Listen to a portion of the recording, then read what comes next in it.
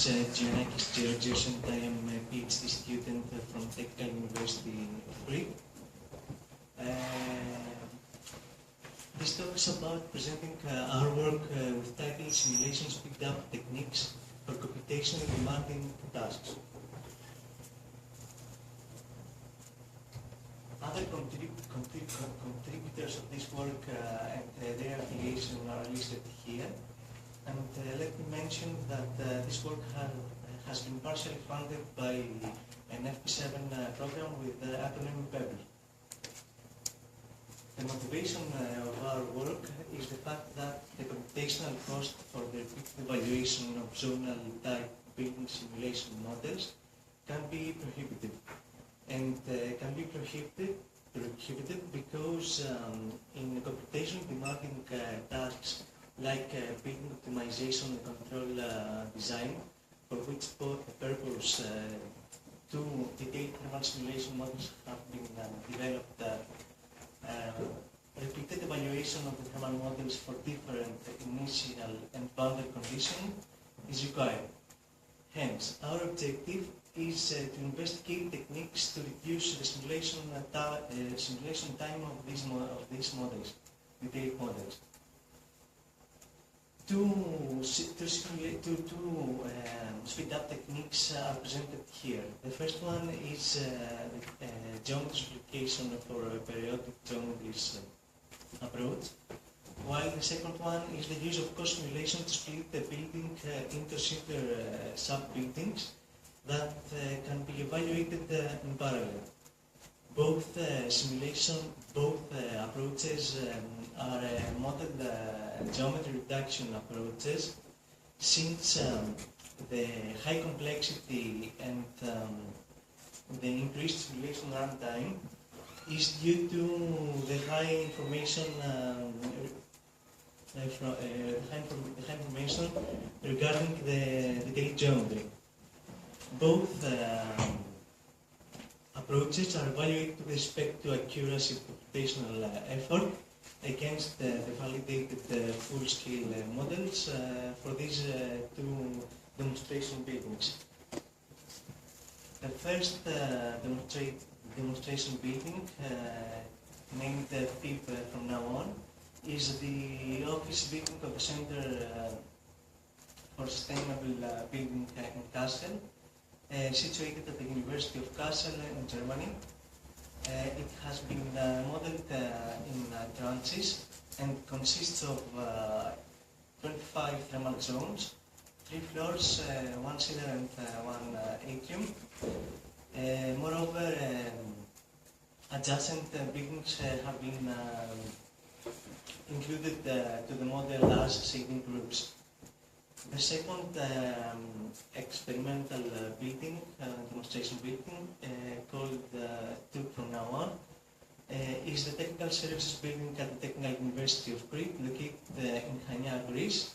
It consists of, it has been modeled in Energy Plus and consists of 30 thermal zones, 2 floors and 1 atrium, while in each floor a corridor running the length of the building.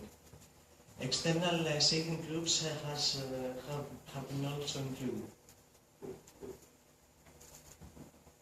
The speed approach for the FIB building is a geometry simplification approach, where a tower of 3 offices upon each other is cut out.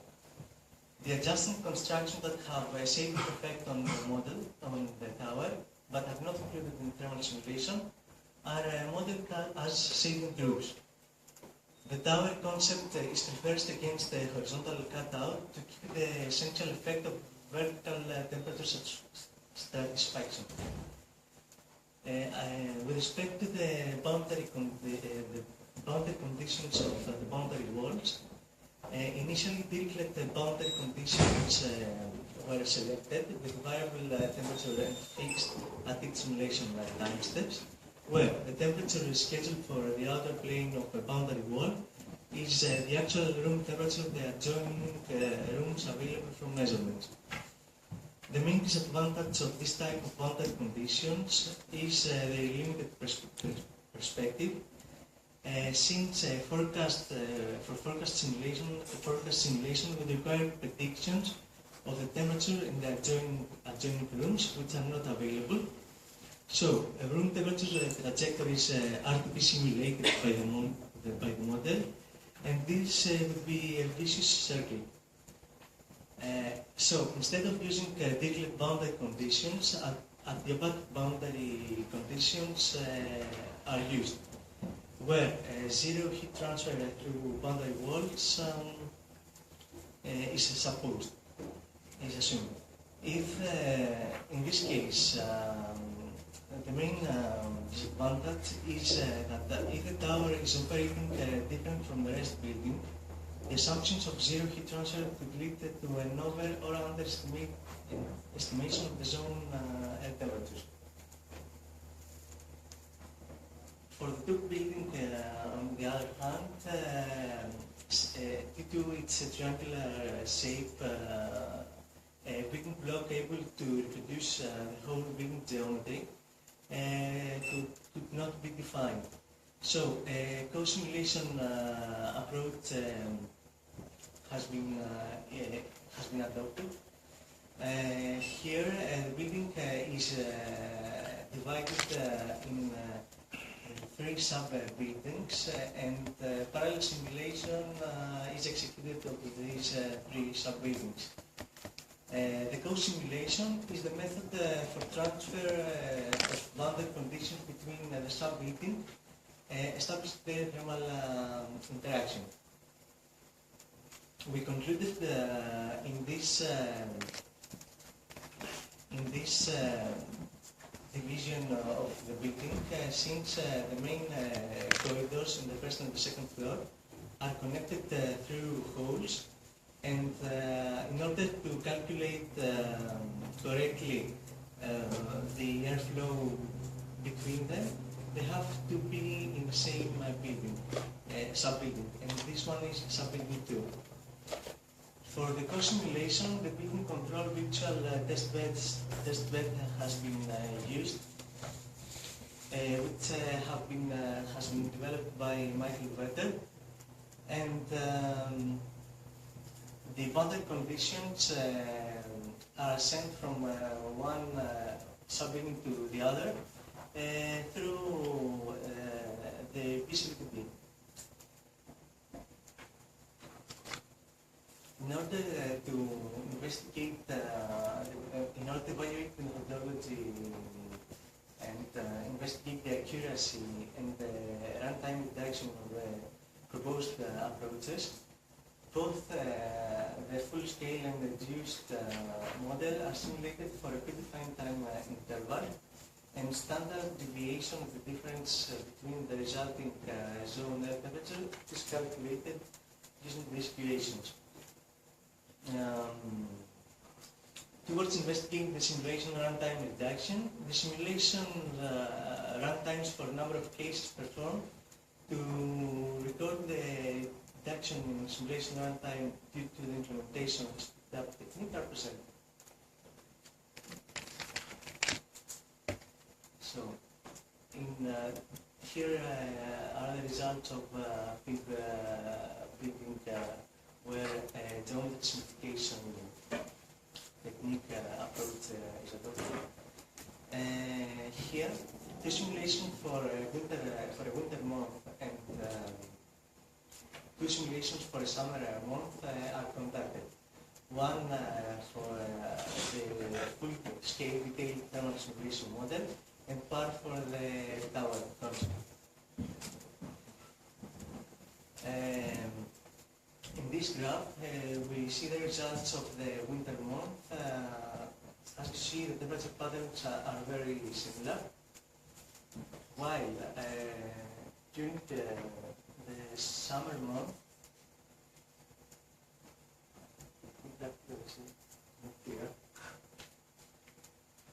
could you see 2 lines? No. Go to the next slide. Okay.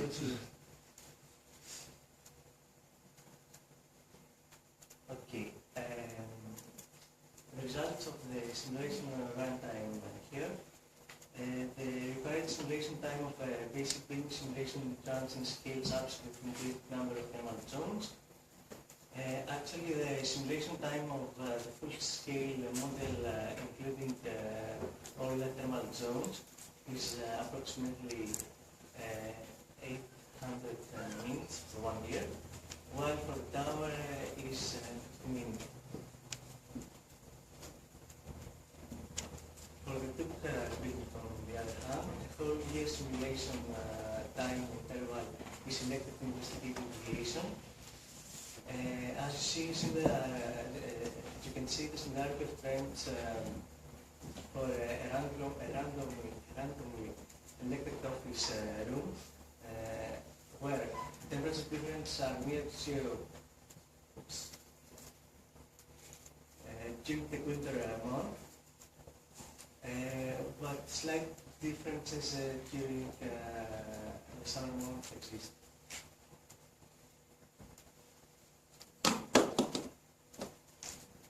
With respect to the simulation runtime reduction, these scenarios are investigated to prove the effectiveness of the parallel connection regarding the simulation runtime for different run periods: 1 day, 1 week, and 1 month.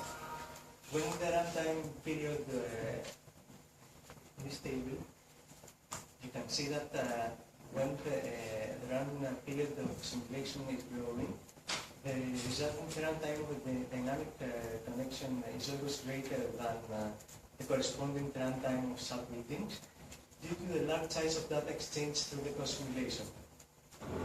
In this table, you can see that the duration of the original building has significantly reduced the number of thermal zones, walls, and windows, and as such, dividing the whole building to 3 sub-buildings leads to a reduction of simulation runtime by 80%. To summarize, 2 techniques aiming at reducing the computational cost of zonal type building simulation models were presented. The first one was the geometry simplification for periodic geometries, and the second one, the use of cross-simulation. Both were evaluated with respect to accuracy and computational effort into real demonstration buildings. And regarding computational effort and accuracy, the efficiency of both techniques is supported by the results. However, the necessity of elaborate boundary condition definition is highlighted. And this happens due to the unrealistic boundary conditions lead to substantial overestimation of zone estimates for the field building. Moreover, geometry simplification approaches has a geometry simplification approach has proved to be a significant simulation that has led to a significant simulation runtime speed up,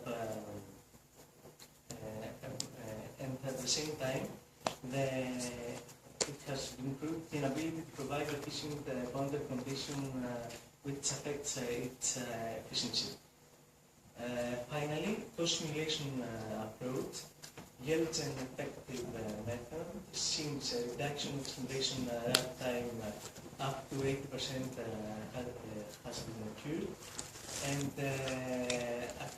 accurately define the boundary condition between the sub-buildings. Thank you for your attention.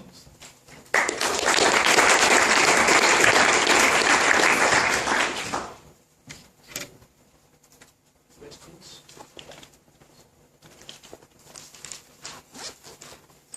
About your post-simulation of the second building, where you then separate out parts, I assume that the speed up must really depend on the size of the computer you're using, isn't it? Exactly. So this was a very small computer, or? In small computer, dual core.